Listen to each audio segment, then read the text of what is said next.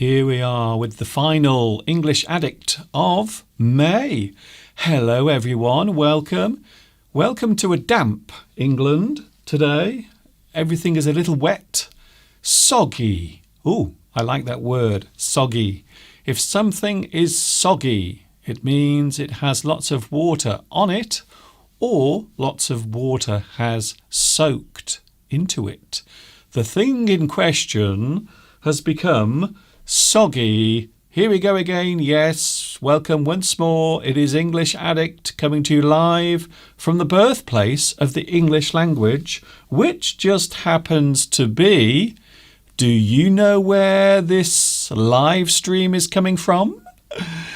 It's coming to you live from England.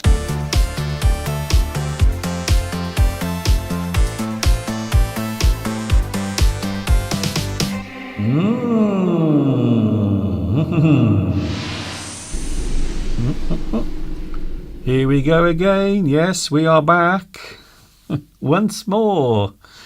And it feels great to be here with you once again. Hi everybody, this is Mr. Duncan in England. How are you today? Are you okay? I hope so. Are you feeling happy today? I really hope you are feeling good on this day, this particular day. It is, as I said a few moments ago, it is the final English Addict of May. Yes, June is just around the corner. And of course, we always get very excited at this time of year in England and across the UK because June is when summer begins, when those lovely long warm days return. And it does seem as if we've been waiting for a very long time. I don't know why. The winter that is just past, the winter that ended a few weeks ago, it seemed very long. It seemed like a very long winter. I don't know why. And the weather wasn't even that bad. It wasn't a bad winter. It was quite mild, a little wet, but not very cold.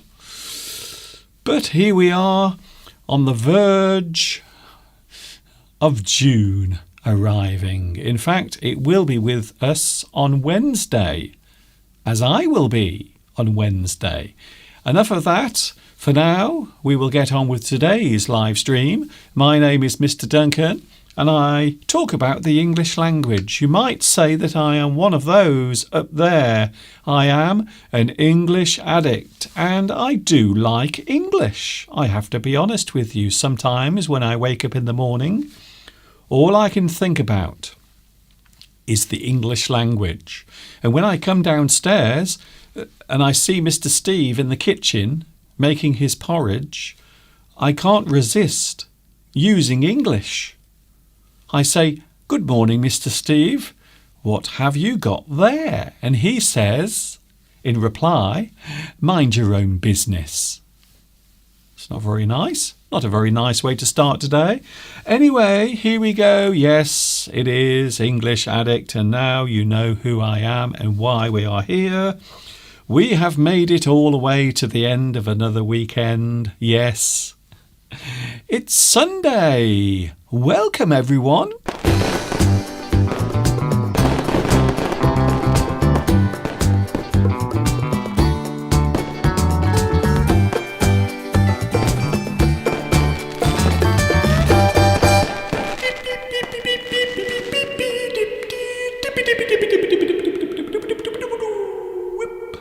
We are back together again, and yes, as I said, it is Sunday. It's good to have you here. Thank you very much for joining me today. I know you didn't have to. I'm sure you have lots of other things you could be doing at this very moment in time. Maybe something fun, maybe something pleasurable, maybe a task or a job that you must do. But now you have a good excuse not to do it because you are watching me. You can say to yourself, I would love to do the washing. I would love to put the laundry into the washing machine. I would love to empty all of that awful garbage in the kitchen. But I'm not going to, because now I have to watch Mr. Duncan. So you have a good excuse not to do anything right now. Today we have a topic. As usual, we always have something to talk about. Today we are looking at the subject of obsession. Ooh. Do you have an obsession? Something you can't stop thinking about? Something you can't stop doing? We will be talking all about that subject a little bit later on.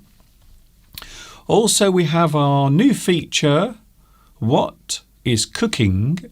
Claudia, what do you have in your pot? Talking of which, just before I started today's live stream, Mr. Steve was busy in the kitchen. Would you like to see what Mr. Steve was doing a few moments ago? Okay, here it is. So this is what Steve was doing just before I started today's live stream. In fact, you can see the clock. It says 26 minutes past 1.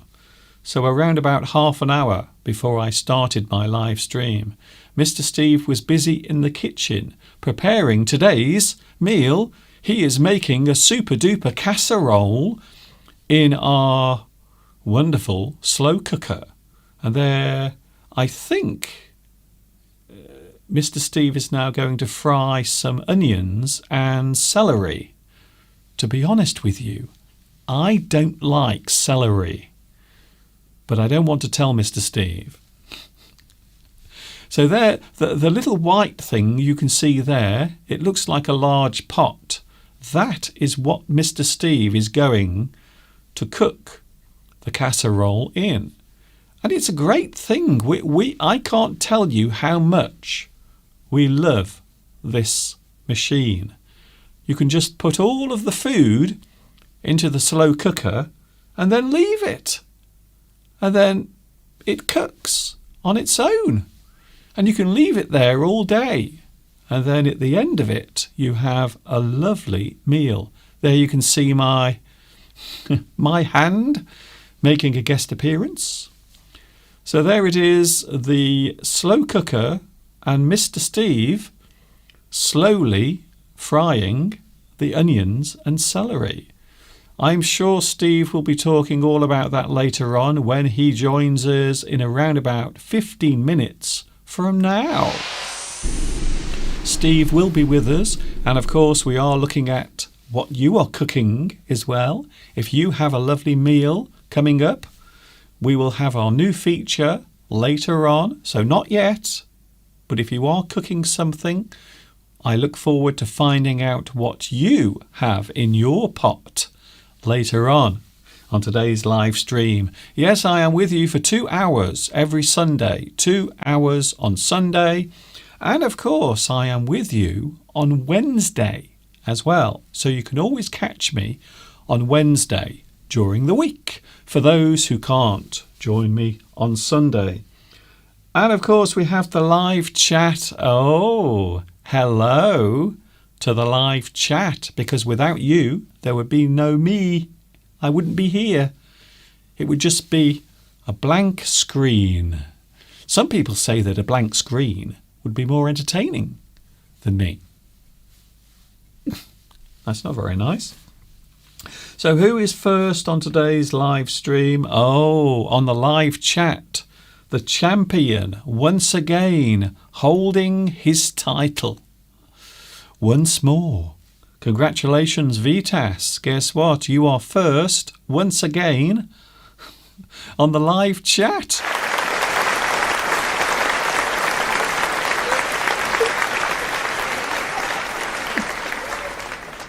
What strange witchcraft is taking place? How do you do it? Vitas, even I want to know what your secret is now. What is your secret?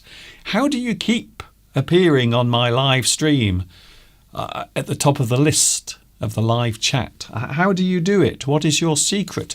Do you have a finger secret? Is there a secret to your clicking technique, I wonder? Hello also, who else is here today? Well, I'm going to tell you right now. We have Sandra Gonzalez. Hello to you. Olga. Hello, Olga. Nice to see you here as well. Welcome back. Beatrice, Valentin. We also have Merutz. And, oh, he is back again. Back in front of his computer, looking very interested in what is happening. It is Luis Mendez is here today. Hello, Luis. Nice to see you back as well. Paul Lay. Hello, Paul Lay. I believe you are watching in Myanmar. I think so.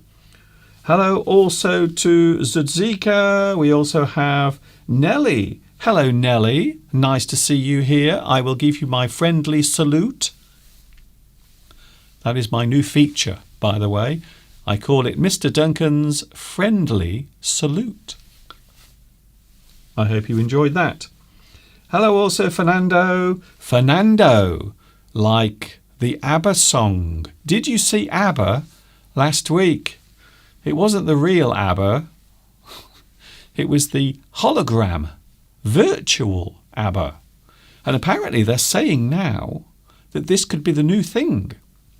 So instead of actually seeing the real performers in front of you on the stage, you might actually have virtual performers. So I suppose even if the entertainer or the singer is no longer here, maybe they're dead, you could still watch them perform. So who knows, there might be concerts with Elvis Presley performing. Or maybe Nirvana could reform. You see, it could happen. Or In Excess. They could all reform, and they could have their lead singers there in hologram form. Imagine that. So we could start seeing dead performers performing live on stage, but in hologram form. I think that could be the new way forward. Let's face it.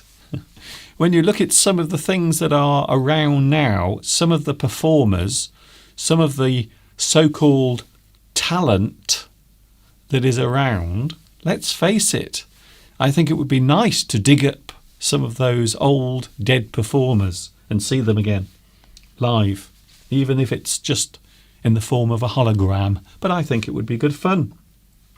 Hello also to Monisa. Hello, Monisa. Nice to see you back as well. Hello also to Tan Thai Nguyen, who is watching in Vietnam, I believe. Thank you very much for joining me also.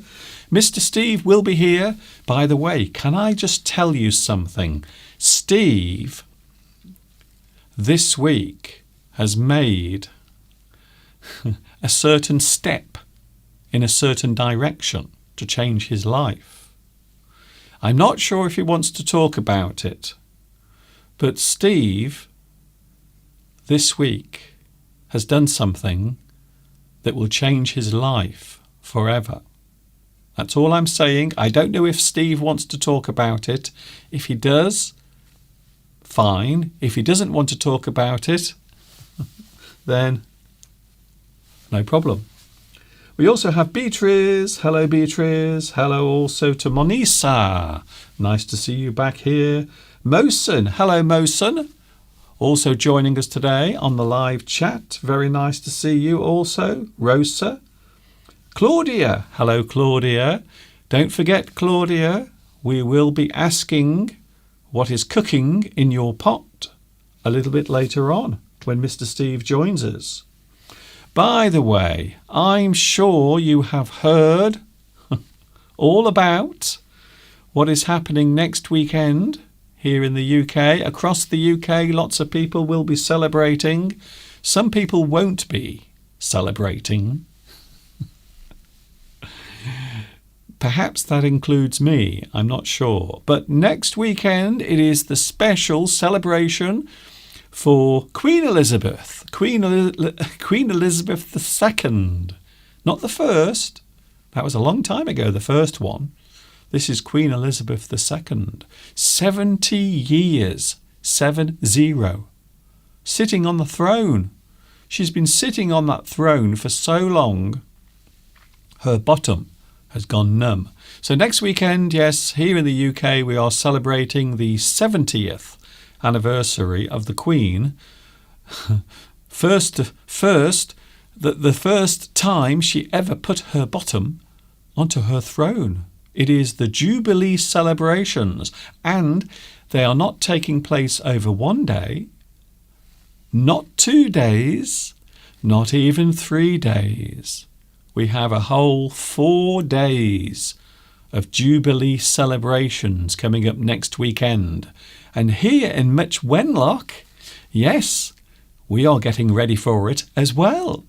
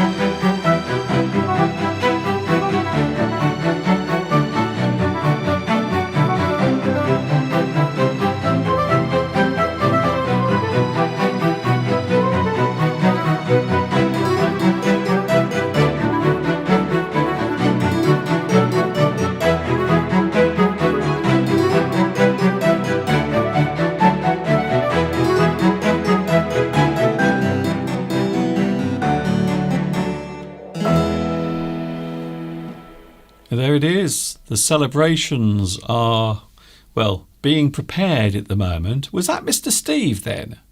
Was that Mr. Steve? He is always making appearances on camera. Sometimes he likes to sneak into my videos. So there it is. Next weekend we have a whole 4 days of celebrations taking place as we all say hello to the Queen. The Queen, like this, you see, I like to wave to the Queen like this. This is how the Queen likes to wave. Hello, hello, hello, hello. Hello to my subjects, all of the people, all of the peasants. It's very nice to see you all coming out and waving to me for my 70th anniversary of being the Queen of all of you. I rule over you. You are my subjects.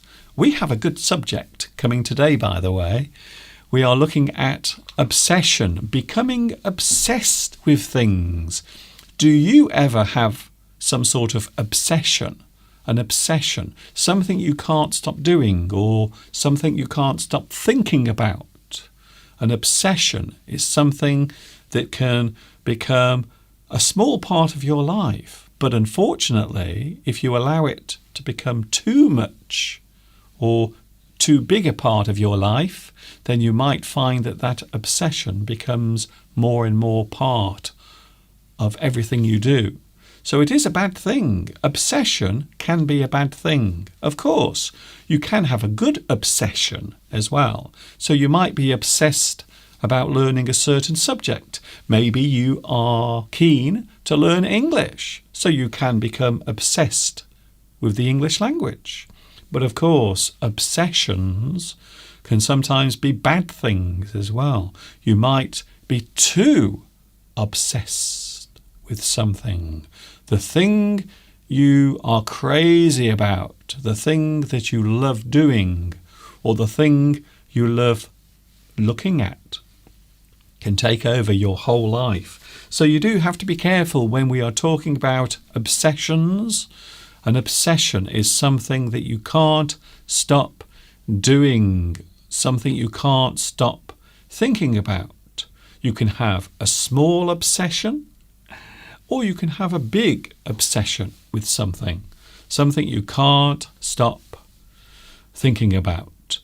I have an obsession for animals. You may have noticed that I love nature, and this week I've been out in the garden filming the rabbits. And yes, more than one rabbit. There are some baby rabbits in the garden and also one adult. Would you like to see them?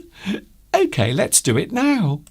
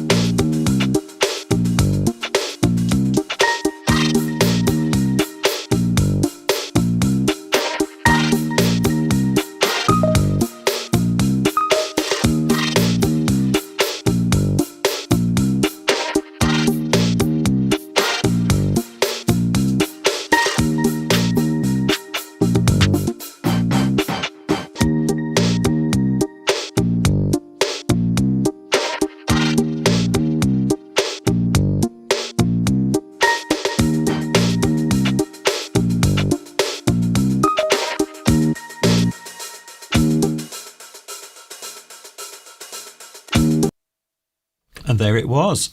Well, not just one, not just two, but 3 rabbits that were running around my garden this week, having a lot of fun in the sun. Although sadly there isn't much sunshine around today. It is a little dull, a little wet today. We've had a lot of rain. I don't think it's raining at the moment, but we might be getting a little bit of rain later. But the good news is, because June is approaching, of course, June is when summer is really in the air. So I'm really looking forward to June arriving on Wednesday. So next weekend we have the Jubilee celebrations, and of course I will be with you next Sunday as the celebrations take place. So that should be interesting. Maybe Mr. Steve and myself, maybe we can dress up. Maybe we can pretend to be a couple of queens.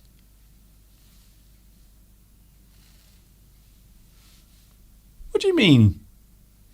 You already are. How cheeky. Hello to the live chat. Gulu is here. Hello, Gulu. Nice to see you here once again. Oh, we have Pedro Belmont is here today. Very nice to see you also. We also have Connell. Hello, Connell. I always feel excited when I see you here because I know that you don't join very often, or you don't have a chance to join in very often. So it's always lovely to see you here. Lewis says that Vitas must be exercising his finger. So I want to know what the secret is, because I have a feeling there is a secret. There is something that Vitas has been doing to make his finger extra strong. I am wondering if maybe instead of his finger, maybe he's just using his fist instead. Or maybe a hammer. Something really heavy. Hello also. Oh, hello to. Can I say hello to? Have I said hello to Zudzika? I think I have, yes. Very nice to see you here as well. Rosa. Hello, Rosa. Marcia. Marcia is also here today. We are looking at what is cooking with Claudia and also yourself as well. If you are cooking in the kitchen today, you will have a chance to tell us exactly what is cooking a little bit later on. So please don't go away. Stay with us because Mr. Steve will be here soon. We have Mr. Steve on his way, and today we are looking at obsessions. Can you guess? Can you guess what Mr. Steve is obsessed with? Can you guess? I wonder if you can. there is one particular thing that Steve is obsessed with. I'm sure you can guess what it is. Well, he will tell us in person in a few moments because Mr. Steve is on his way. Don't go away, please.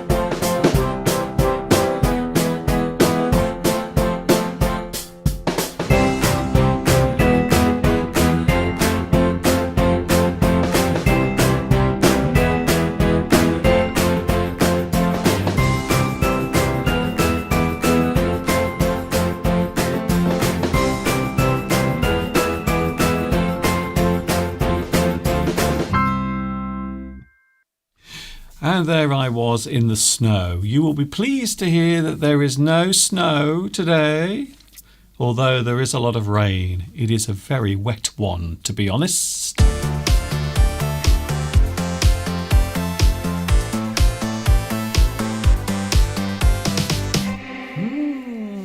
Here we go. He is back.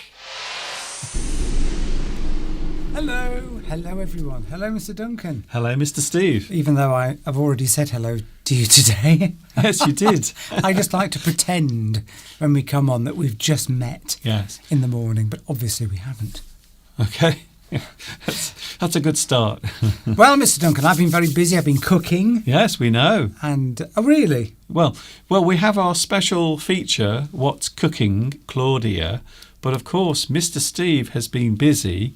Just about half an hour before we came on, Steve was very busy in the kitchen. And there he was earlier preparing today's meal. And we are having a lovely casserole today. We are. So if you're vegetarian, then block your ears. Well, because, you can have vegetable casserole, can't you? Yes, but this one's a meat one. Oh, this has That's what meat. I'm saying. Yes. So which particular meat? It's beef.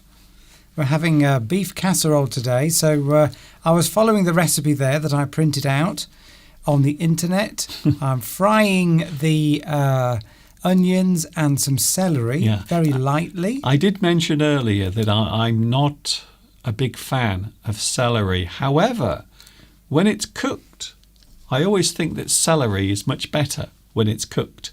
But I don't like raw celery, to be honest. No, so there we go. That's supposed to add flavour. That's the beef stock there. I'm just putting it, moving around there. That's our new obsession, the slow cooker. I know, we like it. Which is probably about 30 years old, that slow cooker. So this is the thing that Steve's mum gave to us about 3 years ago, and we hardly used it. But this year, because the price of everything is going up, we've decided to start making food and preparing food and keeping it for maybe 2 or 3 days. And this particular device is brilliant. I have to say, it has become our new obsession, which just happens to be what we're talking about today. So I'm frying the vegetables very lightly. Then after that, which Mr. Duncan didn't have time to film, I'm lightly browning the meat. Okay. And then I'm shoving everything into the slow cooker there, which is off at the moment, but I have remembered to switch it on. Good. I'm adding lots of other lovely ingredients, which if you looked up, you can see. Belarusia, Claudia, has also been frying onions. Okay, don't spoil it, Steve. Well, I'm just reading what's on here so everyone can see it. That's it. Just hold on. I don't know what Belarusia is cooking, but... Hello, Claudia. We will be asking in a few moments what is cooking. So there are onions involved. Perhaps it's just onions. Fried onions. A little bit earlier, I showed the rabbits in the garden. And Claudia actually asked, are rabbits a nuisance? Do people like having rabbits in their garden? And I have to be honest, I can't think of any reason why you would hate having a rabbit. Maybe if you are a farmer, that's the only reason why I could imagine a farmer being annoyed. But maybe generally, I think people are quite happy to see rabbits running around on their grass. Well, the thing is they eat plants, Mr. Duncan, so the farmers don't like them. They breed very quickly, as an expression we have in the UK. Yes. Is that anything that breeds rapidly or multiplies itself a lot, we say it breeds like rabbits. Yes. Because as we all know, rabbits are quite frisky. Yes, okay, let's not do that again. No, I'm not. Let's not go down that road. And so, once you've got 1 or 2 rabbits, very quickly you'll soon have exponential growth in that population. Exponential. Yes, exponential, yes. Increasing sort of more and more rapidly. Yes. It's a lovely expression. I like that expression. Yes. But yes, so yeah, they're nice as pets, but probably, I'm hoping never to have to mow the lawn again. If we get lots of rabbits, Mr. Duncan, probably need about 50. Yeah. I think I may never have to mow the lawn again. That's it. So the rabbits could come every day and they could chew the grass. They could eat it. The only problem is they would leave lots of poop, because rabbit poop is very strange. It looks like little round black balls. So have you seen rabbit poop? It's very strange. And the problem is, if you have lots of rabbits, then you will have lots of rabbit poop everywhere. And I don't think that would be a good thing. Saturino's just reminded me that I need to add some red wine. Oh, do we have any red wine? Well, we do, but the trouble is, because we don't drink it, yes, we'd have to open a bottle just to put a little bit into the beef stew, which seems a bit of a waste. I can hear people crying, well, just drink the rest of it. Yes, we don't drink alcohol. We're not really big drinkers of alcohol. So we have lots of wine, but you can get cooking wine as well, I believe. Is there a special kind of wine you can get for cooking?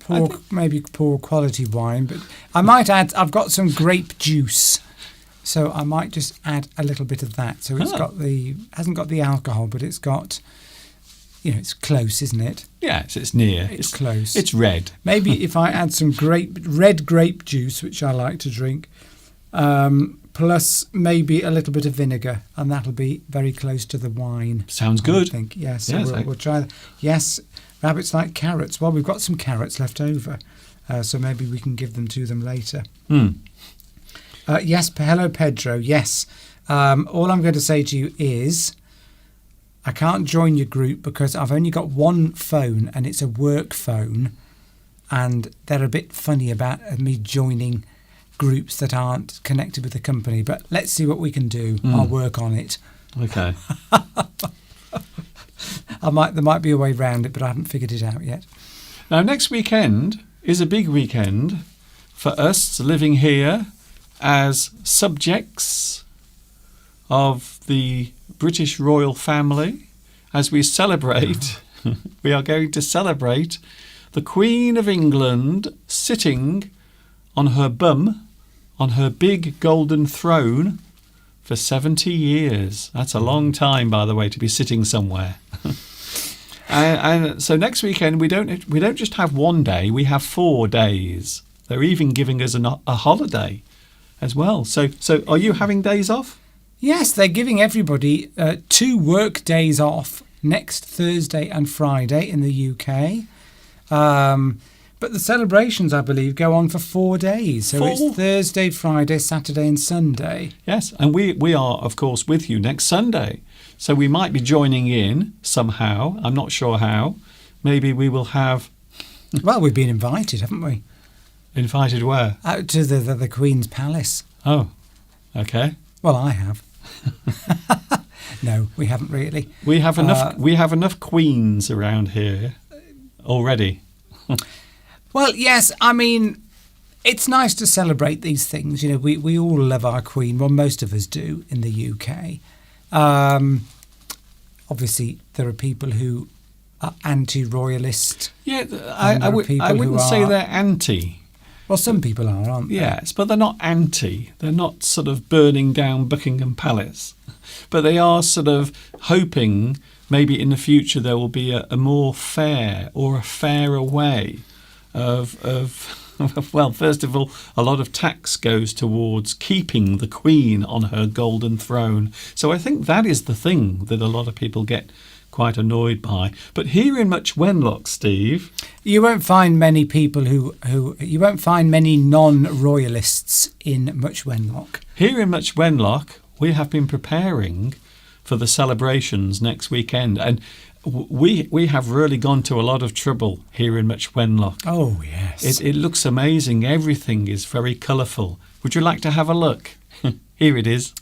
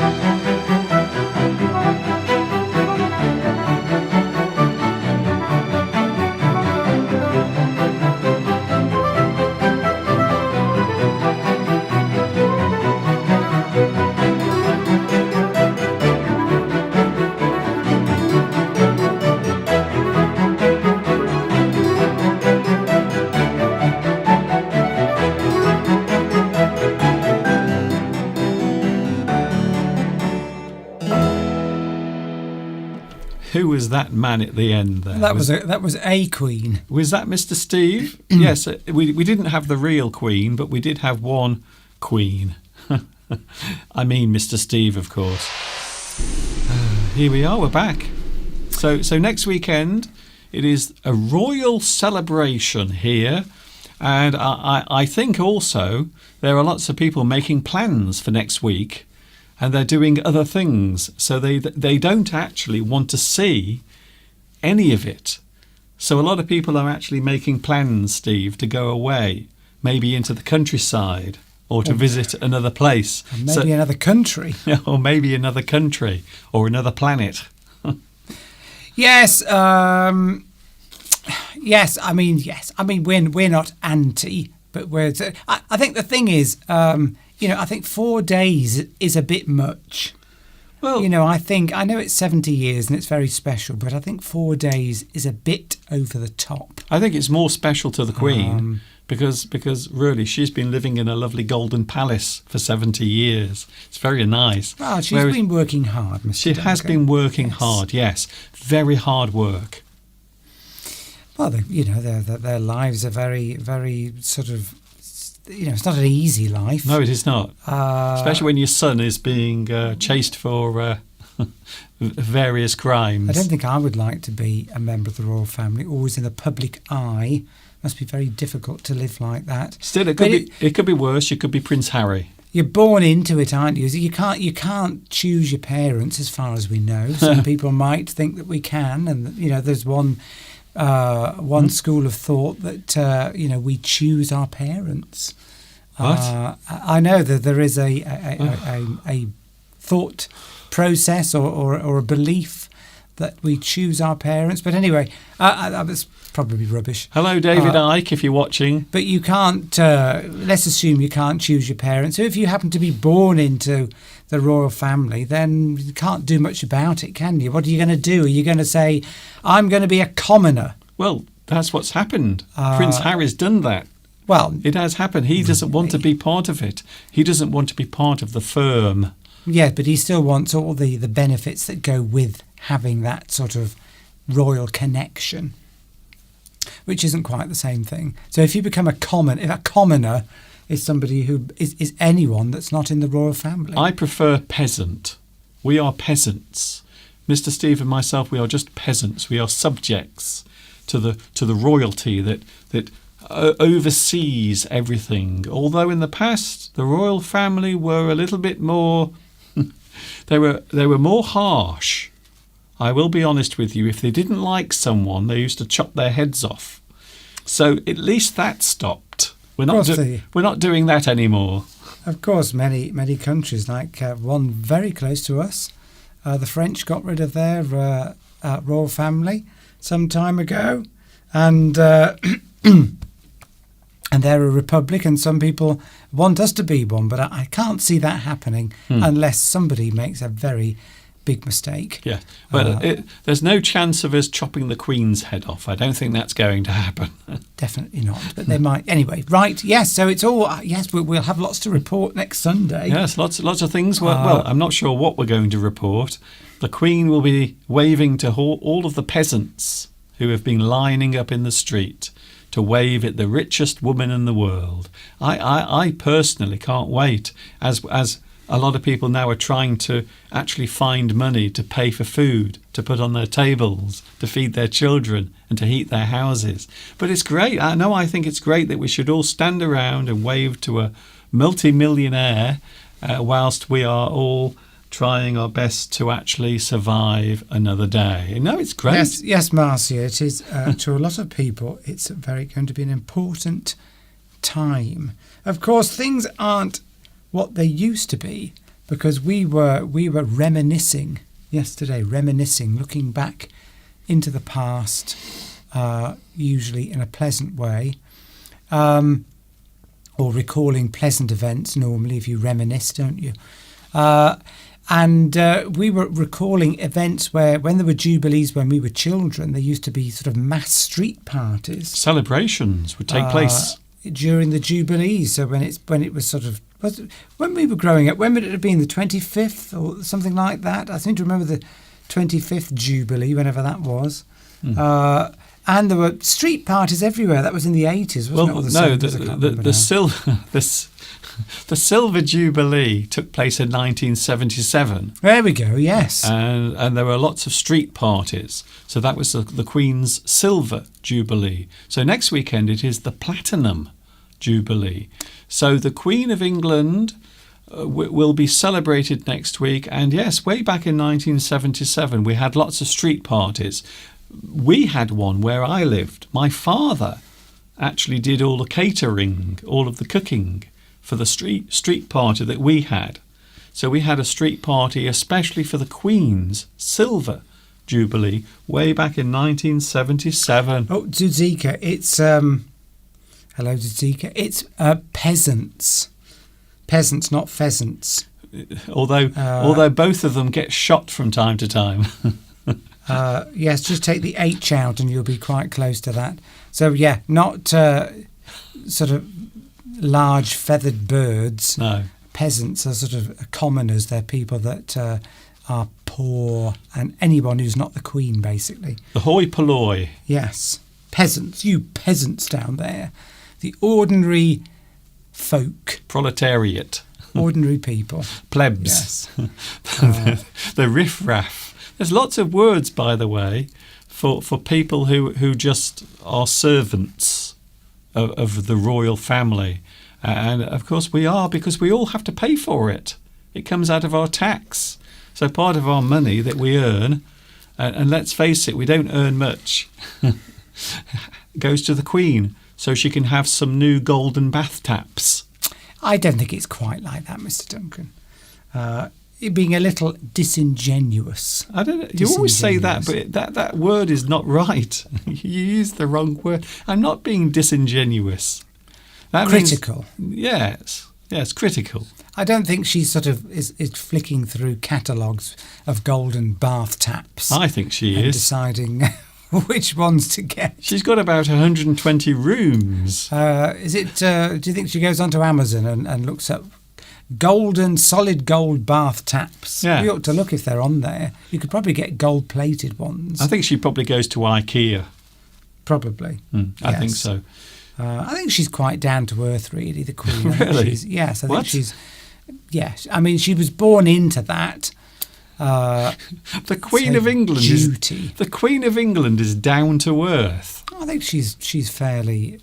She's not a nasty person. Her heart's in the right place. So wasn't there a certain situation with a young lady called Princess Diana, where the Queen sulked and went away because one is not getting the attention one deserves. Well, I don't think it was that. I'm going to sulk.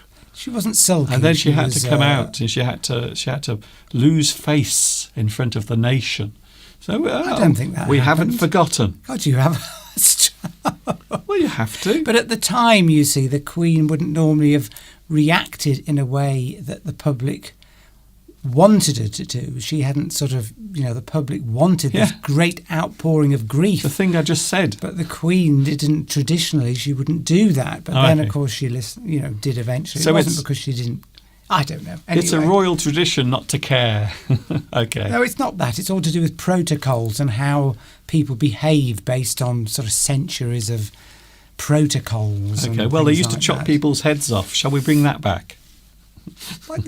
Yeah, I like the way you sort of twist the logic, Mr. Duncan. I'm not. That's one of the traditions of the royal family. If they didn't like someone, they would lock them up in the tower, or just take them away somewhere and dispose of them. Lovely. And everybody did that in all countries. It was just whoever was in power, sort of 300 years ago, they were always killing people, chopping people's heads off. I think it all went wrong with Henry VIII. I think Henry VIII was the one that took all of that to a new level. He turned divorce into, well, quite a spectacle, really, when you think about it. He got through quite a few wives. If you take my meaning, I think so. Shall we have a look at what's happening in Claudia's kitchen? Yes, we can do. Yes, yeah. Claudia, are you ready to tell us? Because now it is time to ask Claudia a very important question. And the question is... What's cooking, Claudia? What have you got in the pot? What's cooking, Claudia? Is it something spicy and hot? Is it something salty or not? Oh, Claudia, what is in the pot? What is in the pot? Claudia, please tell us. There is a pot and a fire, apparently, Oh. because Claudia did mention earlier she's putting the casserole over the fire Oh, and so you are boiling cooking. some water Interesting. So with you are those onions. cooking over a fire Well, you see, or flame. well, I think I've noticed this. Some people in different countries, even if it's a cooker, an electric cooker, people will describe it as the fire, even though it's not actually. I'm imagining sort of logs burning and, a great open hearth and pots being lowered down onto the flames of a big fire. Bit like the servants that are cooking the food for the Queen of England. Yes, I think when we say fire, I think what Claudia means by fire is just on the cooker, on the stove. Okay. So, Claudia, what is cooking? What is cooking? Well, at the moment, Claudia is boiling water. And we know she's been frying onions. Please feel free, anybody else as well. We are extending that song out to anybody else that's cooking. If you have something cooking in your kitchen right now, if you have something in your pot, please let us know what is cooking in your pot, in your kitchen. And Mr. Steve, well, you've been busy cooking in the kitchen as well. Mr. Steve has a lovely casserole with some beef. I'm thinking of putting butter beans in it as well. Okay. I'm toying with the idea. Toying. If you're toying with something, it means you're sort of playing with it, sort of mulling it over in your mind. Shall I, shan't I? Toying with the idea of adding... But I don't know whether butter beans will go with beef stew. I think it would, actually. Okay. What do you think? Is there a recipe for beef casserole with butter beans? Yes, butter beans. I think they're soft, sweet little beans. They look like baked beans, but they're sort of bigger and flatter. But the big question is, are you making dumplings? Well, I wasn't planning to, but now you've mentioned it. Because you can't have a casserole without dumplings. I might make some dumplings if I've got time, Mr. Duncan. You've got to have dumplings, or else it's just a big disappointment. When did Princess Diana die? 1997, the 31st of August. How do you know that? Well, that's when it happened. I remember it's not a secret. We were in Malaysia at the time. No, I wasn't. I was. I wasn't. I can't tell you where I was. I was, and because I specifically remember, everybody in England remembers the time, exactly where they were at the time Princess Diana died. Yes, the only person that doesn't is Princess Diana. Just in the same way that in the 1960s, everybody remembered where they were when President Kennedy was shot, assassinated. Okay. People remember these distinctive events that are particular to your country. Okay. So, yes, I remember exactly where I was. I was sitting on a bed in a hotel room in Malaysia, and I switched the news on. Shock horror. Were you naked? I cried, actually. Did you? I wasn't naked, no. I had been, but not at that point. I may have been. Feed me beef, says Bamboo. Feed me. Yes. Broccoli, yes. And lots of garlic, yes. Oh, noodles. So it's onions, noodles, broccoli, and lots of garlic. You've got to have garlic. Absolutely. Yes. Claudia, I have a feeling that I would love your food, especially because you seem to enjoy using garlic in your food. A few people have mentioned the football match, of course, that was on yesterday. Liverpool. Oh, Liverpool. Oh dear, yes. What a shame, Liverpool. You tried your best, but unfortunately, well, it didn't happen. No. Oh. No, they were beaten by Real Madrid, who I've actually seen a football match with Real Madrid. Have you? In Madrid, wow. in their stadium. I actually went to see a football match there. I'm impressed. I know. I was on a work company trip.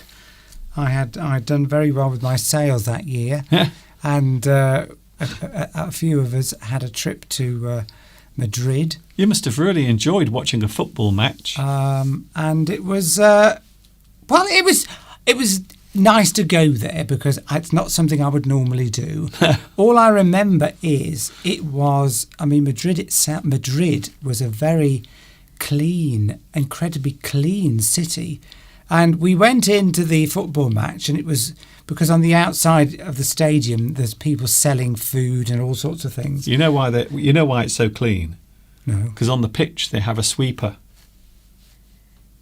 Is that a joke? Yes, it is. If you know about football, you will know that that is a very funny joke. It's gone over my head. It is one of the positions that you play on a football pitch. There is a sweeper. Oh. But anyway, when we came out, it was a mess. There was litter everywhere. But when we came out from the football match, it was spotless. Spotless. The area outside the stadium was absolutely spotless. People had been and cleaned it all up, and you could have eaten off the pavements. But yes, I wanted to go on the ultra powerful, fast train that I think it goes between Madrid and I can't think which other city it goes between. Good. But it's a very high speed train, but we didn't have time to go on it. It just goes nowhere. It just carries on forever. Anybody watching us in Madrid at the moment? Hello, Madrid. Um, Very clean, apparently. yeah, it was. I was very impressed. Not many cities I like to go to, but I did quite like Madrid. What's the dirtiest place you've ever been to? Well, it's very close to home. I would think. I would probably say Wolverhampton or Birmingham or something like that. Sorry about that, Wolverhampton. Mr. Steve thinks you are very dirty. Yes, Madrid, very clean. I seem to remember that. I don't know why. They must be obsessed. One person who is very clean is the Queen of England. She has her bath every day. She has a little bath in her golden bath, of course, and she has her golden back scrubber. I don't know what his name is, but yeah, I'll just leave it there. Gulu 10 has cooked vegetable curry with chapati, which of course is a type of Indian bread. I think it's unleavened, isn't it? So it doesn't. Yeah. Okay. This is the part Spicy where food. Steve tells us all about his love of curry, and when he was in Malaysia, he used to eat curry for breakfast. Is that the story? Is it? Well, I wasn't going to repeat it. No. No, but I just thought I'd get it out the way anyway. We are talking about something. Well, today. Belarusia sent you a photo of her listening to you whilst cooking. Thank you, Claudia. We will check that later and maybe show it next week. I will show it next week. Not today, unfortunately, because, well, I can't. That's the reason why. I was going to say something there. Today we are looking at obsessions. So we will be looking at what our obsessions might be. Things you are obsessed with, and also words and phrases connected to having an obsession with something or someone. It is possible that there might be a moment where there is a person who you can't stop thinking about. Maybe in your dreams you are dreaming and having fantasies about that person. You can't stop thinking about them. Do you have any obsessions with a person? Obsessions with a person? A person. No, I think I have done in the past. You're supposed to say me. No, I wouldn't say obsession, because obsession gives the impression that it's slightly unhealthy, isn't it? If you have an obsession for something, quite often it can be, well, it doesn't always have to be unhealthy, but it could. Well, you can have a healthy obsession. Maybe, yes. Maybe if you're a teenager, maybe a teenage boy might become obsessed with girls, you see.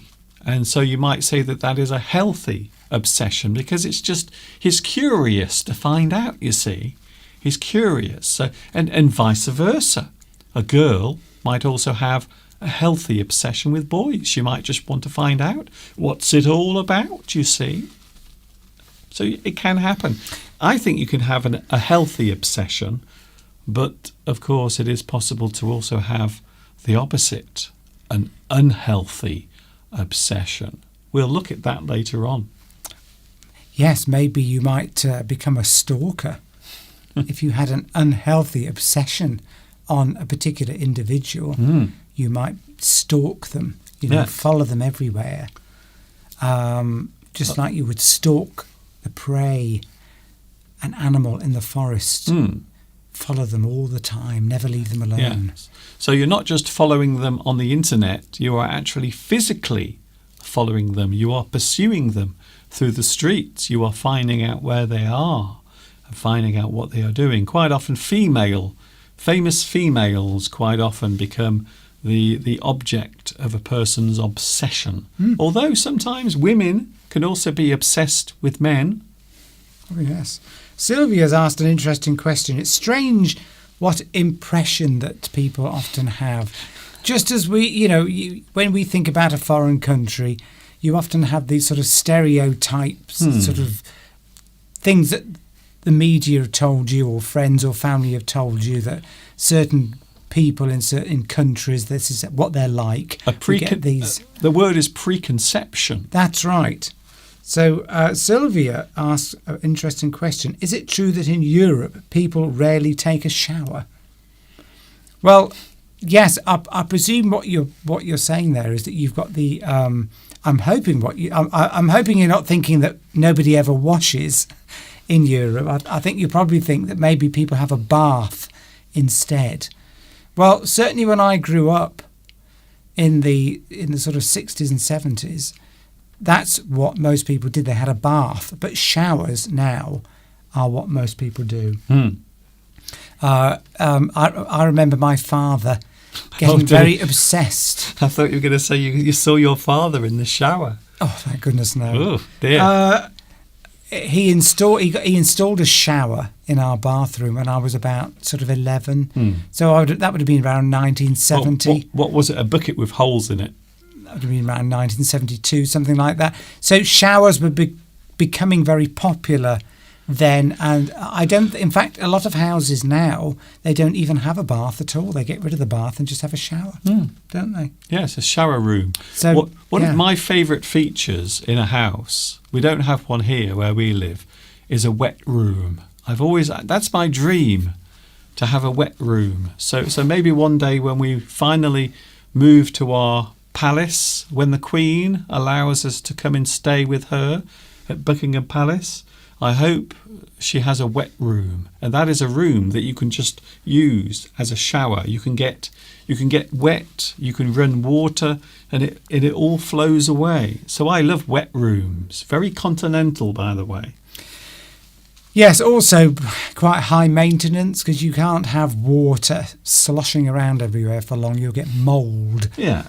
But yes, I mean, people used to put... Well, showers, of course, are supposed to be cheaper, aren't they? It's to fill a whole bath full of warm water takes a lot of energy, whereas if you have a quick 5-minute shower, it doesn't use very much energy. So they've become very popular as a way of saving money and just quick and convenient, because if you've got to get up in the morning and go to work, you don't want to be running a bath. Take forever. You can just jump in the shower and then you're done in 5 minutes and out. Do you want to hear a disgusting story? We, and when I say we, I mean my sisters and myself, we all used to bathe in the same bath water. Not at the same time. Can I just realised what I said. Maybe when you were very young. No, Steve, never. It never happened. We never shared a bath physically. But we used... It's a horrible image now that I have in my mind. We didn't share the bath physically, but we used to... First of all, one of my sisters would have a bath, and then... and I can't remember if I was first in the bath or last in the bath. But all I remember is when I got into the bath, there was a bit of a line around the edge where all the dirt was. So I don't think I ever had a clean bath when I was a kid. I think I used to get into my sister's filth and just splash around in that. That was quite common. Well, we were poor, you see. A lot of people don't realise that. My family was poor, so we could only run some water once into the bath, and that's it. So we only had enough hot water for one bath, but we all had to get in one after the other, not at the same time. Well, that was quite popular. And I think I was always last. I don't think we did that. I had to sit in gravy. I bet you were last in because you were probably the dirtiest. Well, that just... But yeah, I mean, it's amazing the things that you did when you were younger, Yes, isn't it? That it you is look back amazing. now, then you think, how disgusting. Like wearing the same pair of underwear for a week. Yes. Well, I do that. That's all right. You still do that, yes. Yeah. Right, anyway. Right, okay, so obsessions. Oh, yes. okay, Steve. I take it you've run out of things to say there. No, I've got plenty of things to say here. So the live chat is busy. What are you cooking today? We had Claudia earlier, but what about you? What are you cooking today? We have beef casserole. What about you? What are you doing for your meal? Olga said the same thing, that they used to. Her mother washed her sister first, then her. So yeah, it was quite popular. But there you go. That's what we did, because people didn't have money then, did they? So they didn't have as much money as they've got now, although they might not have very much if we go into another recession. But we won't go into that. No, we might all be sharing the same bath in the same street. Maybe all the neighbours will be going to each other's houses and jumping in the bathtub.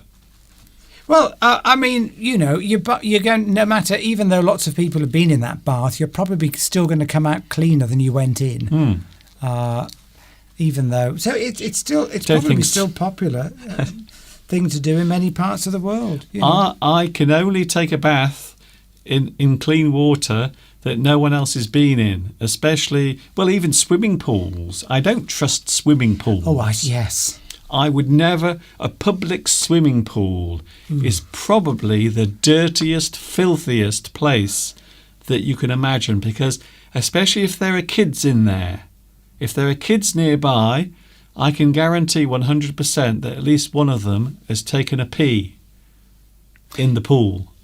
This is the problem with public swimming. You don't actually think about it very much when you go into a public swimming bath. That's all I think about. But you are literally bathing in the same water that everybody else has been in. So, you're supposed to shower before you go in to a public swimming bath. That's what they like you to do. Yes. But of course, how many people actually do it? It's not compulsory. And some people just go to the public pool just to take a bath. I know they put chlorine in there, but nevertheless, it's a bit off-putting. Not when it's going into your mouth. I know, sometimes it goes into your mouth, into your eyes, and I know somebody who actually works at a public swimming baths and teaches children how to swim, and she said the things that they have to scoop out of the pool, solid waste, let's leave it at that, because the children sometimes get a bit excited.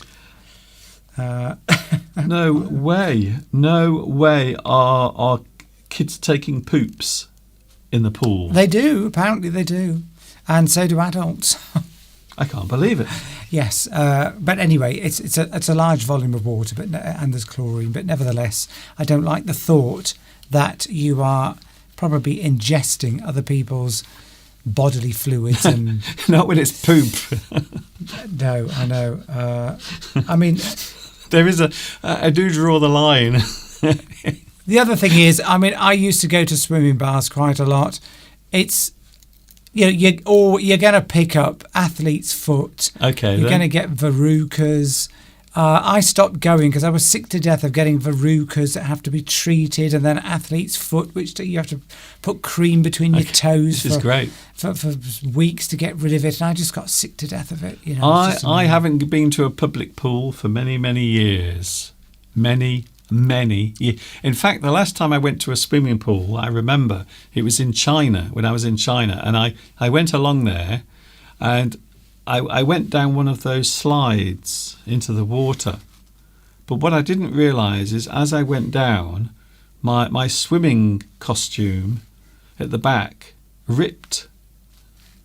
And when I got out the pool, the whole back of my bum was revealed to everyone, and someone ran up to me, and they were really quite angry. They must have thought I had done it on purpose. I don't know why, but anyway, they gave me a big baggy pair of shorts to wear instead, which was very embarrassing. And that did happen to me, by the way. One of the many embarrassing things that happened to me during my time in China. Happy days. What about you, Mr. Steve? Have you ever accidentally exposed any parts of your body? Not. Well, no. You mean things that I don't want other people to see? Well, basically, yes. No.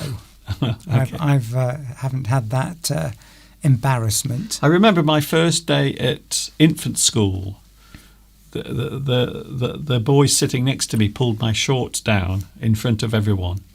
That was very embarrassing as well. I don't know what happened. I don't seem to have much luck with shorts and underwear and swimming costumes. I always seem to end up exposing myself to everyone. Yes, says Saturina, if you want to get rid of verrucas, they are very difficult to get rid of. The best way is to burn them. Yes, or chop your foot off. I have had verrucas burnt off when they get so out of control.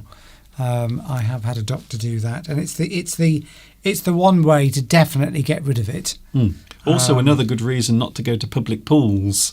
Well, that's what I said. You catch all sorts of things. Well, I was going to say, when we used to go swimming at school, everyone would get verrucas, and I used to have to go to this horrible clinic, and she would use a sharp knife to scrape and cut the verruca off. I can't believe they used to do that. And I was screaming in pain. The trauma that a very small, young and innocent Mr. Duncan had to go through. It was really That's what hard. I'm saying. You always get athlete's foot and, Yes. and verrucas from... hi, Tomek. I'm well. I hope you are too. Thank you for that comment. So my train of thought, my advice is stay clear of swimming pools. The thing is, it's such good exercise, swimming. It exercises, all your muscles. It's not load-bearing, so you're not straining your joints at all. So, it is very good. We'll just have to get our own private pool, Mr. Duncan. Yes. There's a spider crawling up one of your extension arms Wow, of your tripods. great. I've just noticed this spider. Welcome to That just reminded me, because last night I was... welcome to Steve describing everything that's happening in the studio. Well, something interesting happened tonight. We had a choir concert Tonight? last night. Oh, I see. I thought you were going tonight. Choir concert, which is the first concert that we've done for over 2 years, because of obviously the lockdowns and everything. Yes. And somebody was... there's a lady in the choir that plays a guitar and sings. She got a lovely voice. Anyway, she was singing a solo. The women are wearing white tops, by the way. And we noticed, because she was in front of us, the choir was standing behind and she was in front of the audience, in front of her. Wow. There was a spider, a big spider, crawling up her back Really? as she was singing. Yes. And we sort of noticed this because she got her back to us. And it was quite big. You could see it against her white blouse. And when she stopped singing, somebody went up and bashed it off the back of her, because it was crawling higher and higher. And any minute we thought it was going to crawl onto her neck. And she finished her song, and then somebody went and flicked it off. Well, the good thing, though, she would have had no difficulty reaching those high notes because she would have been just screaming. You see? Here's a good one. Angela. Spiders are obsessed with webs. Yeah. Yes, I suppose so. They're certainly obsessed with building them and creating them Yes. because they're everywhere. But in a way, they can't do anything else. Hmm. Yes. Irfan says, I don't like being in a public pool where everyone takes a pee. We've all done it. Yes. I've done it. Well, you had a pee in the pool. Oh, yes. Yeah, I've done it. Yes. Ladies and gentlemen, we have reached what I like to call the low point of today's live stream. Everyone's done it. Mr. Steve has just confessed that sometimes he does take a pee-pee in a public pool. I mean, this is, I haven't been in a public pool for years. Probably, when I was young, in my youth, probably, you think, I can't be bothered to get out to go to the toilet. And I think that's what a lot of people do. So, yeah, that's why they don't have to, they never have to top the pool up with water, have you noticed? because the pee, everyone goes in and pees. It keeps the volume of the water up. That's right. So if you go to a pool and the water looks yellow, then there's probably the quantity of pee and water is very unequal. It's 90% pee and 10% water. It must be like the Dead Sea, where it's so full of salts and so full of, you can float in it. That's probably why you can float in a pool. It hurts to pee in salt water, says Fatty. I'm sure it does. There was a lot of information coming through today that I wasn't expecting. I will be honest with you. I think I probably pronounced your name incorrectly there. But I'm apologies Duncan. for that. Duncan is my name. Oh, I thought he meant me. This is live English, by the way. English Addict for those people who cannot get enough of the English language. You might say that they are obsessed. All the people watching us are obsessed with learning the English language. Which is very strange because today we are looking at that very subject, Mr. Steve, the subject of having an obsession with something. There was a movie, by the way, called Obsession. I think it was a Alfred Hitchcock movie. I think it was it James Stewart? I'm sure someone is going to correct me and say, Mr. Duncan, you're wrong. It was not James Stewart, you stupid idiot. I think it was James Stewart, Obsession. And it's a man who becomes obsessed with something, of course, as the name suggests, I suppose. So we are looking at obsession. Palmyra makes a good point. How about the sea? It's a huge toilet. It is true, of course. But at least you never notice. All those animals that live in the sea, all those fish, they're all urinating straight into the ocean. They're all having... yes. Well, fish. Have you ever seen a fish poop? It's the most fascinating thing ever. We used to keep fish years ago, and I used to be obsessed. See what I did there? I used to be obsessed with watching fish in our fish tank pooping because it was like magic. I don't know how. The fish was really small, but the poop coming out would go on forever. It would be like 10 or 12 inches long. And I could never understand how so much poop could come out of such a tiny fish. So...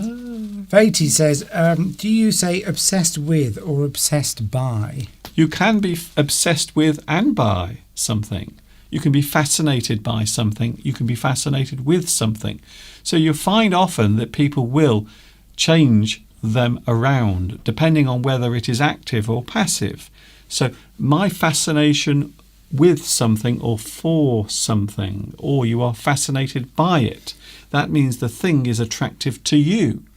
So it depends which way around you are doing it. But these days, the English language is slowly being turned and twisted and new things are happening.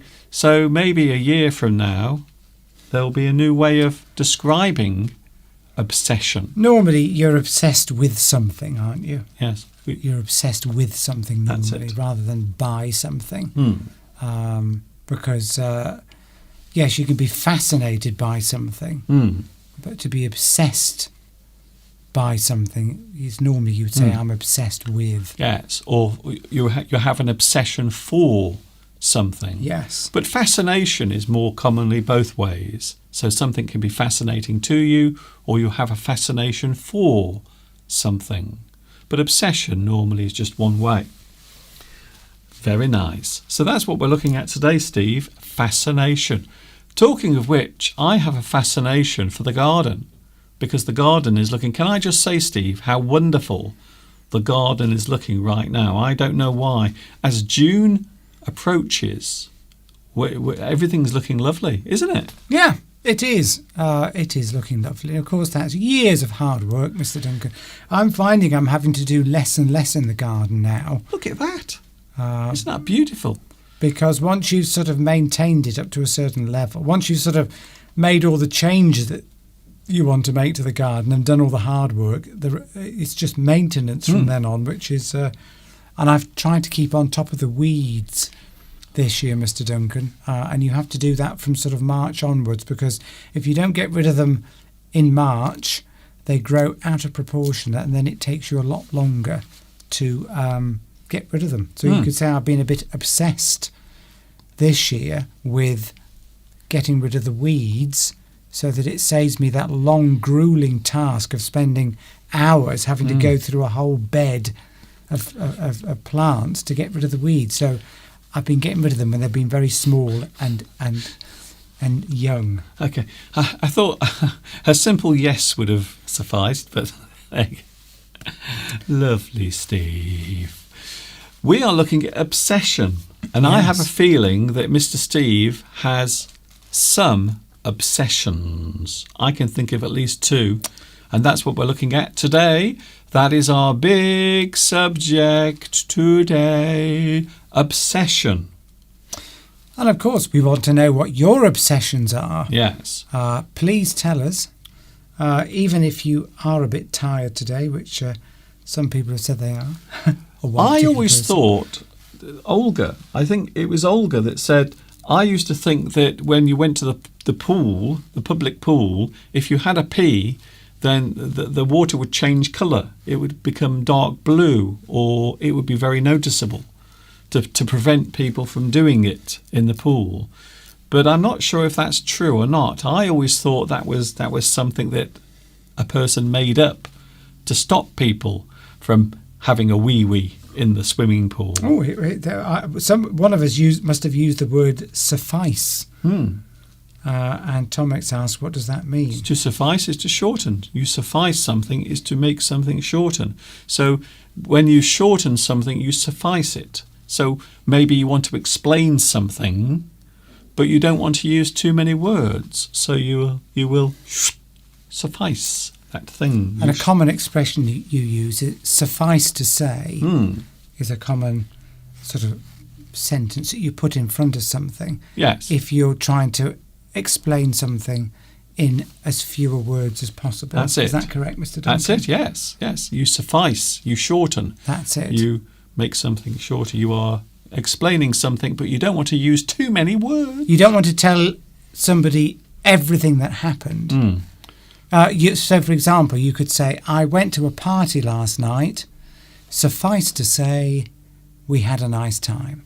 So you're just saying you had a nice time. You're not explaining everything that happened. I went out with a new girlfriend or boyfriend last night. Why did that take you so long to... I went out with a new... And suffice to say, we had a nice time. Good. Wink, wink.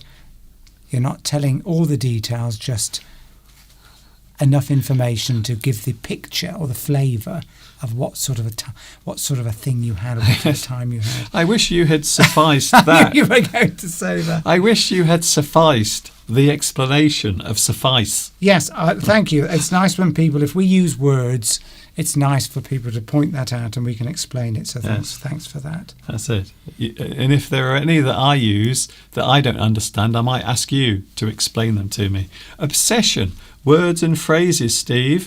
So the word obsession names the state of being unable to stop doing something. So something you almost have no control over might be described as an obsession. To become fixated or too conscious of something can lead to obsession. So maybe something that's around you or nearby, something you can see, or maybe something you feel. Maybe part of your body has changed in some way and you keep thinking about it because you're worried. So obsession is to become fixated or maybe too conscious of something. And that can lead to obsession for men. Oh, yeah, there was a perfume called Obsession as well. Yes. Perfume called Obsession. The thing that is causing the obsession is the object of the fixation. So when we talk about fixation, we are talking about one thing that you are looking at, and you can't stop looking at it. You have a fixation for something. You keep thinking about it. You keep looking at it. You have a fixation. Is that your stomach, Mr. Duncan? That was my stomach. Rumbling. My stomach just said hello. I hope you enjoyed that moment of time. A person becomes obsessed. They cannot stop obsessing over something. They can't stop thinking about it. The behaviour is often described as obsessive behaviour. So that type of behaviour can be categorised as obsessive behaviour. The way you are acting towards something you can't stop thinking about. A mild obsession is normal and usually has no bad effect. So I think it's fair to say that we all have some sort of obsession. Maybe a small thing that we enjoy watching or listening to, or maybe a person we like talking to, maybe a certain thing we like listening to. To be keen on something or to admire a certain thing or person is a harmless, safe, an obsession that is not harmful. Sometimes an interest in something can lead to it becoming an obsession. So you might have a general interest in something, but over time you might become more and more obsessed with that thing. You might become too fixated. Sometimes you have to get obsessed with something if you want to become very good at it. I think you can use that word obsession. So if you've got something you're trying to learn, or something that you want to do, or a task you want to complete, sometimes you have to get a bit fixated, a bit obsessed. Otherwise you might not complete what it is that you need to do. So we can often use that for something that's temporary, maybe. You could anyway, we'll go into examples in a minute. We often find that successful people are also obsessive about the thing they are doing.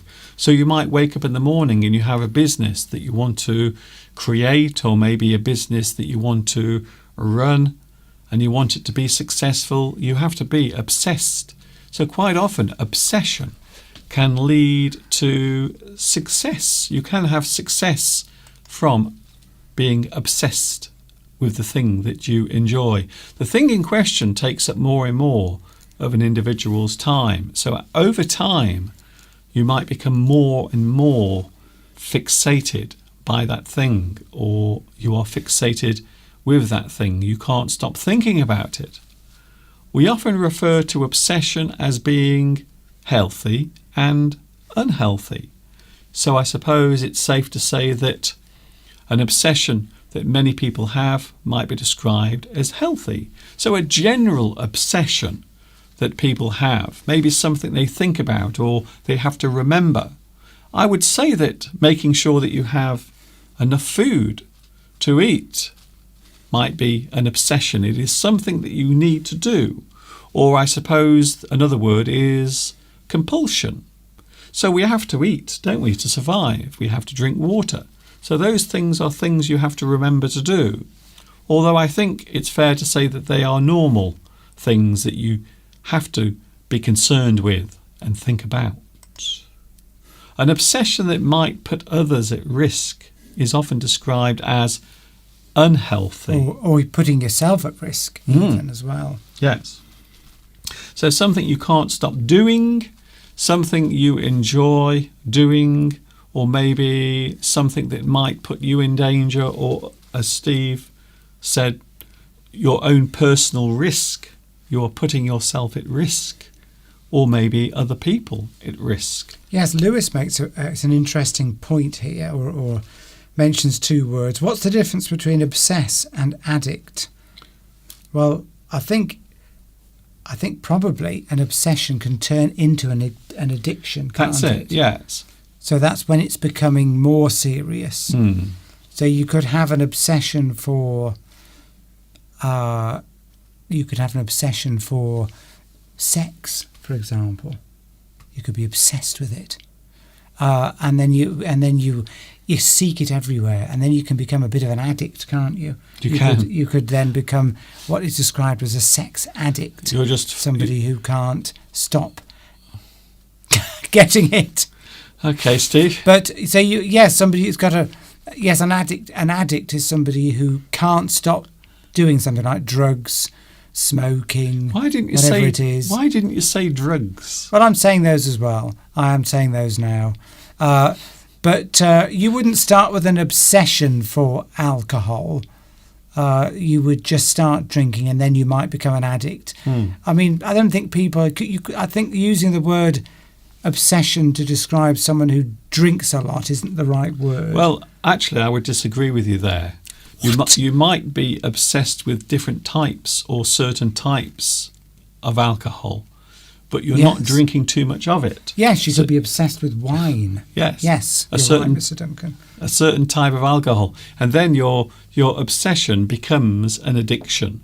So the obsession is not necessarily harmful. And that's the reason why I said that you can have healthy obsessions. However, addiction naturally occurring is negative, normally. Unless, of course, you are one of those. Unless, of course, you are an English addict. See, that's okay. Because that's useful. And healthy. That's a good thing. So maybe that is the only addict or addiction that is good. Being addicted to the English language. So obsession and addiction can be very different things. You might be obsessed with something, but you're not necessarily addicted to it. So yes, there is a definite difference. Some people, for example, are obsessed with looking at famous people, aren't they? Following them on Instagram or wherever people follow famous people. MySpace? Facebook, that sort of thing. They might be obsessed with that sort of culture of celebrities, and they can't stop watching programs about celebrities and rich people and looking at their homes and things like that. You can get obsessed with things like that, and you may or may not describe that as an addiction. I think an addiction is like a medical term, isn't it? Well, it starts to have an adverse or destructive effect on a person. So obsession is not necessarily bad. Addiction almost always is bad by its actual definition. It's like I don't know, it's like saying a certain word and it only has one use. Maybe if you punch someone, maybe punching someone is always bad. There is never a good punch. It's always a bad punch. Whatever you're doing, if you punch someone, it's never good. What's that got to do with obsession? Well, addiction. It's a word that really is always negative, however you use it. So addiction is always bad. It's always stressed as being a bad thing. Yes. Obsession isn't. That's the point I'm making. So to be obsessed with something isn't necessarily a bad thing, because it can bring good things to you. For example, if you are running your own company.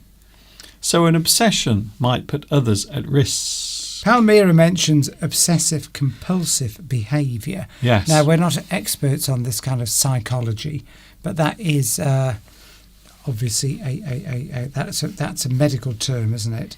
And people can become obsessed with all sorts of things that become...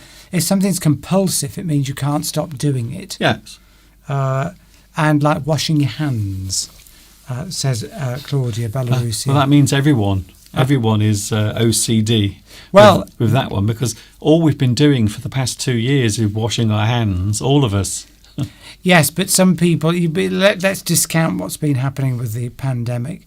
There are some people that become obsessed with washing their hands to the extent that they get sores all over their hands. In fact, I know somebody whose sister suffers from this kind of obsessive-compulsive behaviour, and their hands are covered in sores all the time because they're literally constantly washing their hands. So what you're referring to is OCD, obsessive-compulsive behaviour or disorder.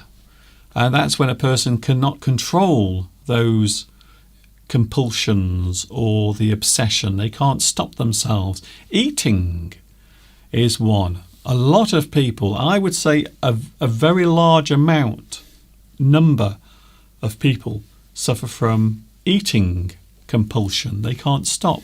Because food, let's face it, food is brilliant. It really is. And you can develop an obsession with food where you can't stop yourself. And then that obsession starts as something you are interested in, but then suddenly you find you can't stop doing it, or you want more of it, or maybe you do it for a certain reason. Maybe you are feeling unhappy, or maybe you are lonely, and you eat to make yourself feel better. So there is a big difference when we talk about obsession and compulsion. Please do share with us your obsessions. I mean, they might, just ordinary things. We're not trying to delve into your deep psychological neuroses. But, if you've got an obsession with something, for example, I used to have an obsession with tyres. Now, I've never heard of anybody else. I had a friend who used to laugh at me because I had a bit of an obsession with car tyres and all the different types and the treads, and looking at which ones were quieter than other ones, and which one would last longer, and all that. I was obsessed with reading about tyres. It went on for a number of years. Which ones are best in the wet? Which ones are best in the dry? And tyres for all seasons, and in the snow. And then I used to get obsessed with that. It's just an interest. I mean, it wasn't unhealthy. I wasn't collecting car tyres. No, you didn't have a room full of tyres. No, but I was a bit obsessed with it. And I think, as I pointed out before, if you want to get involved in a particular subject about something and you want to learn about something, sometimes you have to become a bit obsessed about it in order for you to learn everything that you need to learn and to get really good at it. But that doesn't mean it's unhealthy. You can have an obsession with a person, like a girl or a boy. You can be obsessed with them. You want to look at them all the time. You want to talk to them. You want to text them. You want to meet them. You can't get them out of your mind. That's obsession about a particular person because you're attracted to them or whatever. That can become unhealthy because your behaviours then can be scary or they can be inappropriate towards so person. You might start hanging around outside their house or following them or sending them letters or gifts anonymously. Dudika says Michelin is the best. Yes, well, Michelin all-season tyres. I've got my eye on some of those. I don't think you can't say Michelin anymore, though. Why not? Because it's often used as a slur against overweight people. Is it? They describe them as the Michelin man. So I don't think you can say Michelin. I think that's been crossed off now. That's been cancelled. French tyres then. They call it Le Tire. But yes, Michelins are good, and they've got these wonderful all-season tyres, which for us in the UK, when it gets very cold in the winter, but very hot in the summer, you want a tyre that will perform in all conditions. That's my obsession. If you live in sort of very hot country, it's hot all the time. It doesn't matter. You just put one tyre on, but Anyway, let's not get into that. Oh, you my can see God. my obsession. I've got an obsession with Ford Mustangs, of course. Yes, okay, Steve. You are sort of drying up the show. I'm explaining, Yes, well, helping to explain what obsession we're is. coming to that, you see. Yeah, Sylvia, the world is obsessed with viruses. Yes. The media is obsessed Oh. with viruses. Okay, Yes. let's Not going into any details, No. but yes, we were obsessed with COVID. Now it's monkeypox. The media are obsessed with health-related stories. Yes. Well, the media vaccines. they're just doing their job, Steve. I think it's wrong for you to attack the media like that. They're just doing their job. Yeah, but they are obsessed, aren't No, they? they're just doing their job. They're trying to keep us informed and up to date with all of the news and all of the things. Yeah, I don't know what you're suggesting there. People are being very reticent to share their obsessions. If you're reticent about something, you're holding back. You don't want to talk about something. So please tell us. We want to hear all your obsessions. We want to share them across the World Wide Web. Well, that's put everyone off now. I'm pretty sure of it. We are looking. So, can I just carry on, Steve, with my lesson?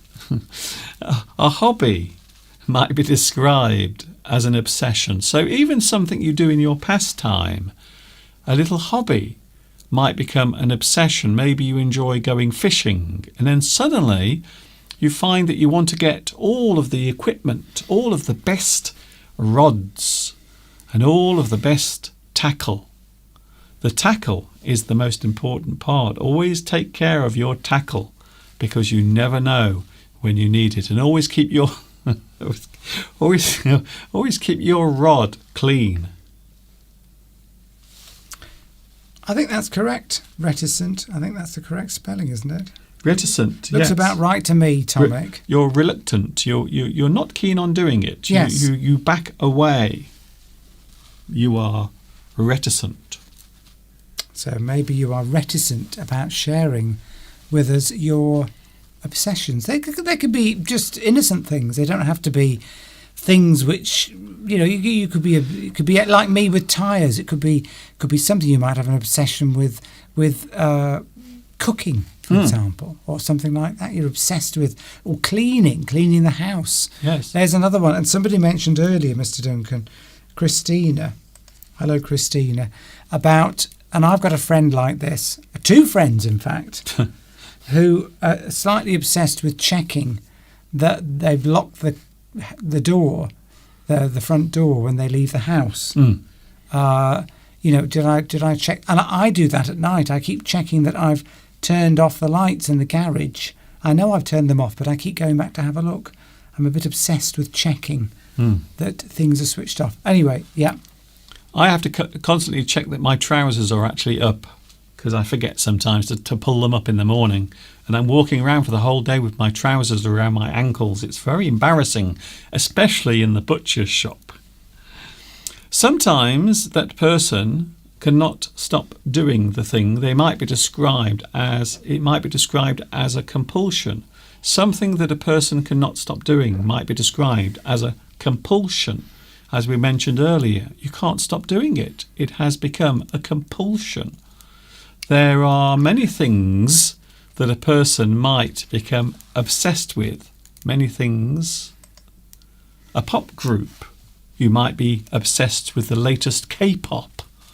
Maybe BTS. Who? You're a big fan of them, you see. K-pop.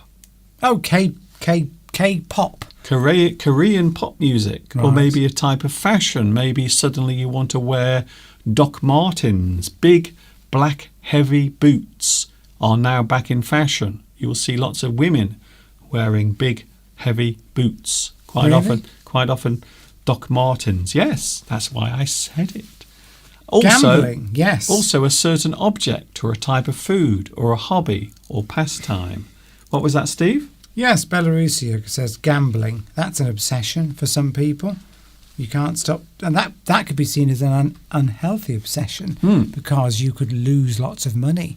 So the impact of that obsession could be that you lose lots of your earnings by being obsessed with gambling. Yes, or even if you gamble once. I always say it is a fool's game. But Bamboo for you says, for example, your obsession, you could be obsessed with Formula One, and you might end up getting a job in it because you've become obsessed with a particular subject, or like Formula One.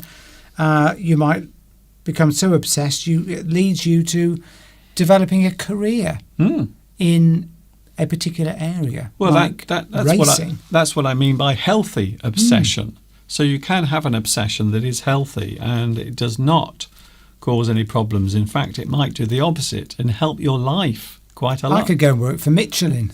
Yes. I know more about their tyre. Often, when I used to go to car showrooms, I used to be obsessed with learning all the stats, the statistics of the 0 to 60, what options are available, and all this sort of thing. And then you go to a car showroom, and if then I knew more about the person that was selling the car to me, I used to get very disappointed, because I would think, well, I've read the brochure. I know what's available on this car and this, that and the other, and they don't seem to know. That used to upset me. I used to be obsessed, always been obsessed with cars, but anyway, yeah. I think we've definitely... Valentin. We've definitely gathered that. Collecting rare things like stamps, books. That can become an obsession. You're always looking at where, to find the new stamp to Other collect. people's underwear. Oh, that made you go quiet, didn't it? Sometimes an obsession can colour a person's daily life, as you said earlier about obsessive compulsive disorder. Very similar. A stalker, as we said earlier, Steve, a stalker will follow the person they have an obsession for. They are obsessed with a certain celebrity or a certain famous person in the public eye. I used to have stalkers. Can you believe it? I had stalkers when I was in China, because for a few moments I was famous. I was on TV, and then people knew me, and then people started following me around and trying to find out where he lived, because they wanted free English lessons from me. And it became rather embarrassing, to say the least. Beatty brings up a point that Lewis brought up earlier, the difference between obsession and addiction. Yes, if it's an addiction, it's usually that is something that is unhealthy, Yes. as leading to negative effects. Whereas an obsession doesn't necessarily lead to poor outcomes, shall we Yes. say. Although you can often use the word addiction when it's not, people use it in sort of common English to describe something they like. Like you could say, oh, I'm obsessed with chocolate. I'm sorry, I'm addicted to chocolate. I'm addicted to chocolate. People will often say that, but that doesn't mean that you're really medically addicted. There is a good example on the What? screen. Episode 203, No, above it. English addict. Yes. Yeah. So there. There, exactly. You're using that word.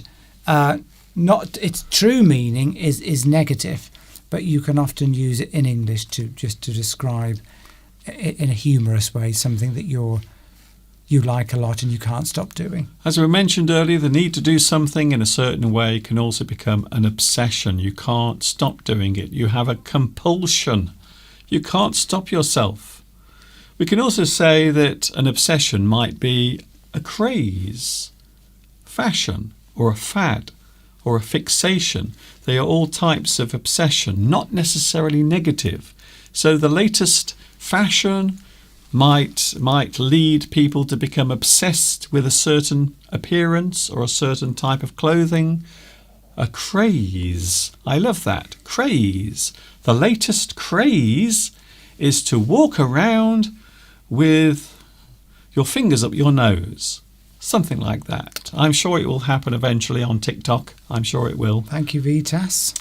And I suppose the question is there something you have been obsessed with? Mr. Steve, you told us about your tyres, Yes. but there is also something else that you are definitely obsessed with at the moment.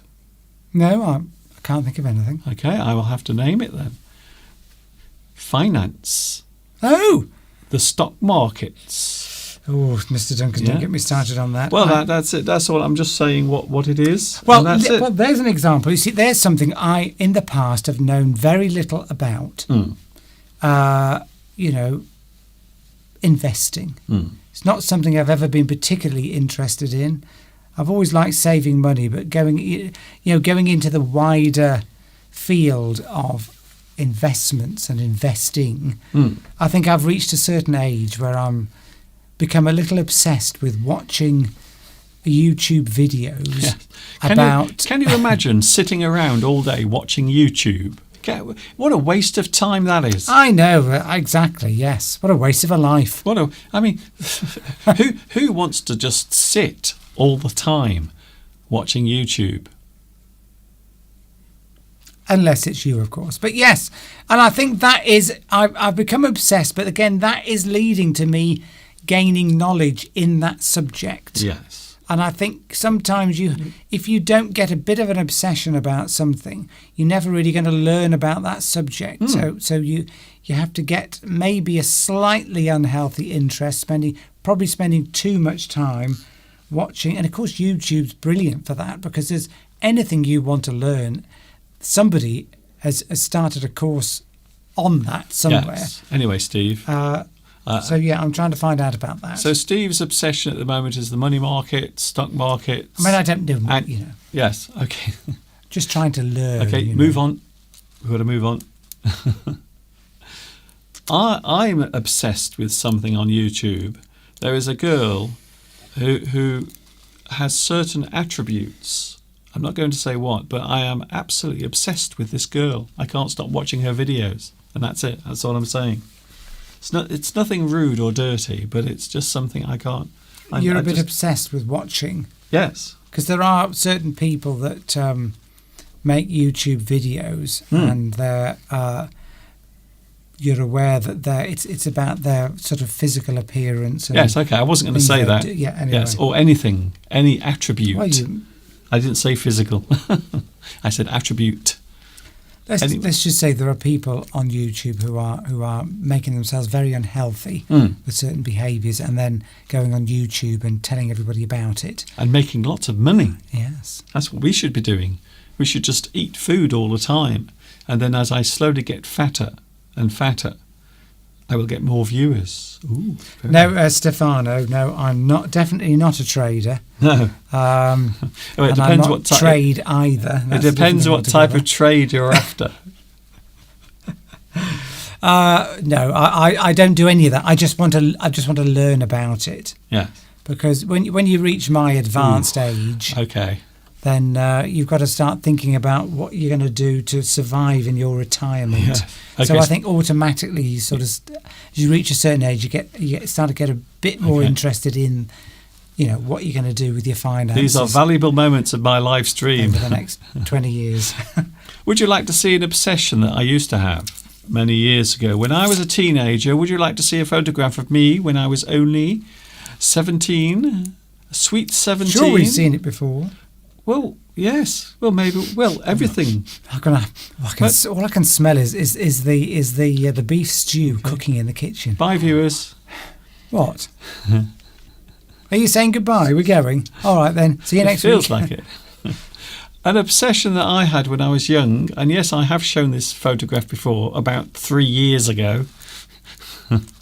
Here I am. Look, this is when I had my obsession when I was a teenager. And that is me. Before anyone says anything, that is me. I was only about 17 years old, and I was obsessed with Adam Ant. And I used to dress up like him. And those photographs are me. And yes, that is my real hair. I used to have lots of hair when I was young. And that's what I used to do. So that was my obsession when I was young, and I was so obsessed I used to actually dress as my favourite pop idol. And that's what I used to do, you see. That's what you looked like when we first met. Yeah. That is how I looked when I first met Mr. Steve, although I wasn't 17. Can I just point that out? It's just for legal reasons. How old were you? What? When we met? 24. That's right. Yeah. Fortunately. That's right. Nothing illegal, nothing Prince Andrew, nothing like that. Well, I met you in a nightclub, so I'd have to assume that you were legal. So, Mr. Steve, your obsessions. There is one obsession that we haven't really mentioned, and I'm going to mention. People aren't sharing their obsession, but yes, my fingers. Look, it was just a sentence. I was just saying something then. Go on. Yes, another obsession that you want to share with the world. That you want to share with the world. Do I? Yes, of course. Cars. Oh, yes, I've mentioned that, Mr. Duncan. Well, you mentioned tyres. I did mention cars. I mentioned Ford Mustangs. Yes, but generally, Yes. Since I met you. Why are you being so awkward? I'm not being awkward. When we first met, you were obsessed with cars. You I still am. used to have car magazines everywhere. Yes. And you still do. That's the thing. That particular thing hasn't changed. So even now, Steve still has car magazines, and he's obsessed with reading them. I don't know what it is. It's an interest that's an obsession. Yes. I wouldn't say I was as obsessed now as I was when I was younger. I'm sort of not as interested anymore. But I still like to read car magazines, yes. Every month I get one. Come through the post. But I used to go into newsagents and just... Because you can't buy all the car magazines that are available. There must be 10 different publications. So what I would do is I would buy one, but then read all the others while I was in the supermarket. Isn't that what everybody does in the supermarket? They read magazines for free. You are the worst person. You can get away with, standing around for at least 5 minutes reading a magazine. Nobody ever comes up to you and stops you. If you are running a newsagent or a bookshop and someone goes in and all they do is read the book or the magazine and then go, you are the worst customer. People can be obsessed with exercise, can't they? That's a very common thing for people to become obsessed with. Having to run, runners in particular, or cyclists, they want to, because what happens when you start running is you get that sort of rush of endorphins in your brain. It makes you feel good. The old adrenaline. But then you have to run further to get that same fix, and you have to cycle further, and people become obsessed with exercise to the point that they get injuries. So that's a common thing to become. That then turns into an addiction. You're addicted to exercise and causing yourself physical harm. So what about my obsession currently? Well, it has to be sexy sheep. Sexy sheep. That's it. I love sheep, especially when they're attractive and beautiful, and I follow them around and I wave to them and I call their name, but they never come to me. They always walk away. But that's okay. That's all right. I can live. I can survive. I can carry on with my life, even though one day I know I will meet that sheep, that right sheep that can come and live with us, Mr. Steve. And stay in the front garden, and you will never have to cut the grass ever again. You see, you became very obsessed with, and you have got a general obsession with sort of technology.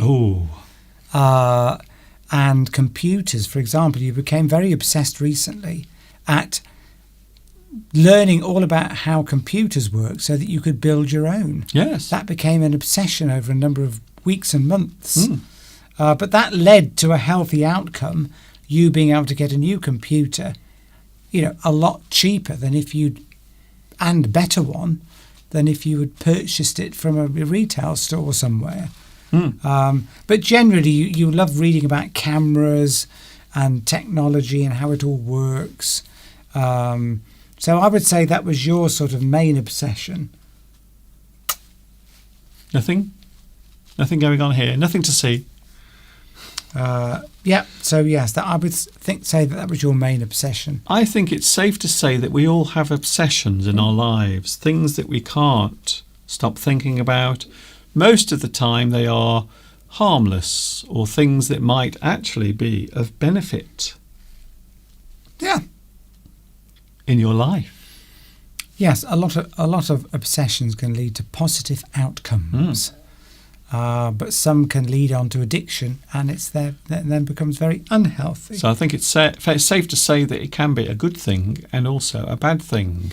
Healthy obsession, it is the driving force that keeps us all on that road to the dreams that we always imagine and hopefully one day will have for real. I think so. Oh my goodness. It's 3 minutes past 4, Mr. Duncan. We've finished. Timekeeping. Some people are obsessed with good timekeeping. We all know people that are obsessed. They get very upset if they're late to meetings or if people are late to their meetings. I had a boss who was obsessed, literally was obsessed, with never being late to any meetings, to such extent that she would arrive like an hour early. Oh, Or sometimes up to 2 hours early, because she was just obsessed with never being late for a meeting. yes. It's almost as if she's taking a flight. But some people are obsessed with timekeeping. That can be a real obsession. There was a very good film with John Cleese called Clockwise, and that is all about a man who is obsessed with time. Yeah. And some of that movie was filmed here in Much Wenlock. Was. It was, and John Cleese was running around the streets of Much Wenlock. Nobody under the age of 30 will know who John Cleese is. What? Everyone knows who John Cleese is. Okay, who is John Cleese? We haven't got time. It's gone 4 o'clock. No, I wasn't asking. I wasn't asking generally. Well, I suppose I was. I was asking generally. Yes, Everyone Sylvia. knows. Everyone knows who he Here's is. another example. Sylvia says, I used to bite my nails. So did I. Ah, In fact, I still do, actually. You still do. Unfortunately, it's his toenails. If only I had that flexibility, Mr. Duncan. At my age, the flexibility is not what it was. You can't get your legs anywhere My nowadays. mother was obsessed with making me stop doing it. Huh. Yes, that's it. She was fixated. She would do everything in her power to stop you chewing your nails. It's a habit. Biting your nails is a habit. You wouldn't call biting your nails an obsession, but somebody trying to stop you doing it can become obsessed with stopping you doing it. Yes, that's interesting. Yeah. You kind of become obsessed with something another person is doing, and maybe you want to stop them from doing it. That's actually quite, I like that. That's a good point. Yes, so somebody could be addicted to crack cocaine. What's that? Crack Crack cocaine. coked Or cane. something like that. What's that? And then you might find that their partner is obsessed with stopping you from becoming, stopping you from having that addiction. Well, I think that's a good idea, isn't it? Well, yes, but I'm just saying it would, Would you mind cutting down on the amount of crack cocaine that you're consuming? Good morning from Brazil. And goodbye from us, I'm afraid. Yes. It's just morning in Brazil. How lovely. Yes. I'm getting this picture of tropical rainforests. Whenever I think of Brazil, I think of tropical rainforests. Yes. Well, of course, Brazil will be in the news a lot because they have their big election coming up. Oh, also Colombia as well are having their general election. I believe they are, for the first time, going liberal. Can you believe it? Colombia is going liberal, it would appear, for the first time ever in the history. Yes, John Cleese did appear in a film and he was obsessed with time. Talking of which, it's time to go. Time to put the kettle on and to have a little snack, and maybe I can cut the grass because hopefully it's dry. Yes. It's dry outside and I can cut the grass. So watch out, neighbours. I'm about to make some noise. Yes.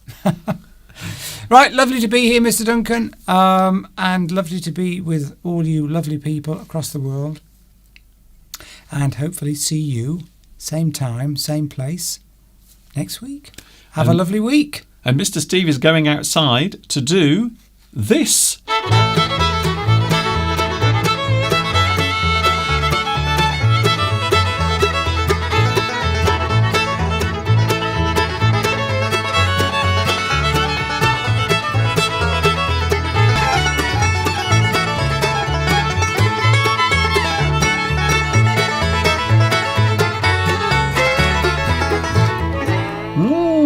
That is it. There is no more.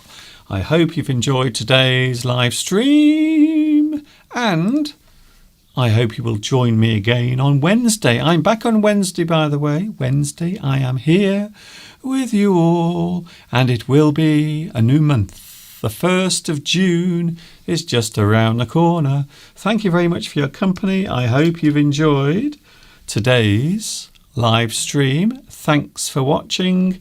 And I will see you again on Wednesday. You can watch this again, by the way. All of this can be watched as many times as you want. You are more than welcome to do it. And of course, there will be captions later on as well. Thanks a lot for watching. Thanks for joining. See you on Wednesday.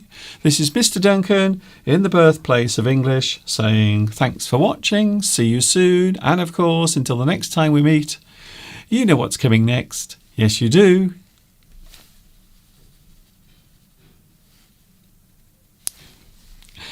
See you in June. Ta-ta for now.